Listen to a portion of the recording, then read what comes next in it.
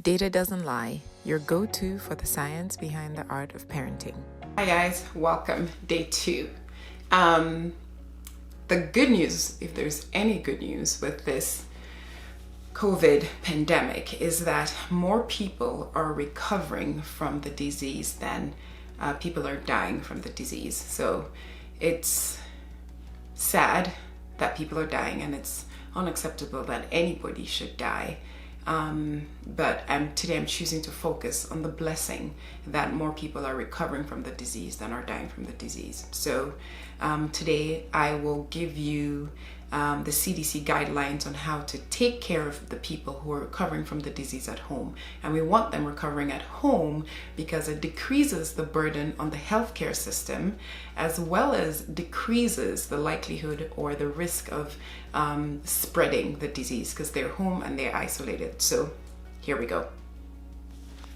So first, monitor for emergency symptoms.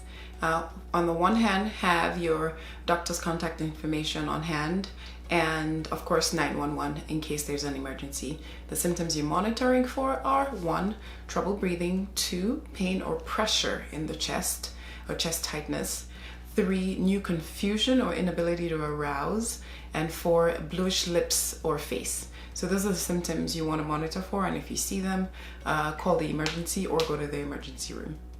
2, you want to prevent the spread of germs or the spread of this particular virus from the person that is recovering at home to the rest of the people in the household. So whoever is recovering should be in a room by themselves, away from everybody else in the household. That person should use particular things, and not share them with everybody else. Plates, cups, utensils, towels, if possible, use a bathroom by themselves. Interactions between that person and everybody else should be limited if you can, and if you are given protective equipment from the hospital, I'm discharging my patients with protective equipment, so as much as we can. Face masks, gown, gloves, and try to keep people separate as much as possible. If you can't, and the person has to be in the room with you in the living room or share a space, then have the person recovering wear a face mask. Make sure you're wiping down surfaces every day, and actually not more frequently during the day. Make sure that you are laundering the person's clothes. If they're soiled, make sure you have gloves before you take out the laundry. Take off the bed sheets, for example, to put in the laundry. And lastly, limit visitors as much as possible. You don't want people coming to visit you when this person is recovering. Number 3, treat symptoms. So just know that for most people recovering at home, the symptoms will resolve in about a week. And in that time, the goal is for the person to stay well hydrated, to get a lot of rest. And you can manage symptoms like fever and pain with some over-the-counter medication like Tylenol. We have some studies that have shown that using ibuprofen, Advil might actually make symptoms and or the disease worse. So Tylenol is okay to use, at least from the studies I've been reading. And lastly, when can you end home isolation, meaning the person being separated from everybody at home, but you're still practicing social distance, so you guys are staying indoors and not going in and out, and not going, out into the public. In home isolation. When do you stop that? Your doctor will determine which path you go by, and there are 2 paths. Whether or not you're getting a repeat test for COVID, or whether you're not getting a repeat test for COVID.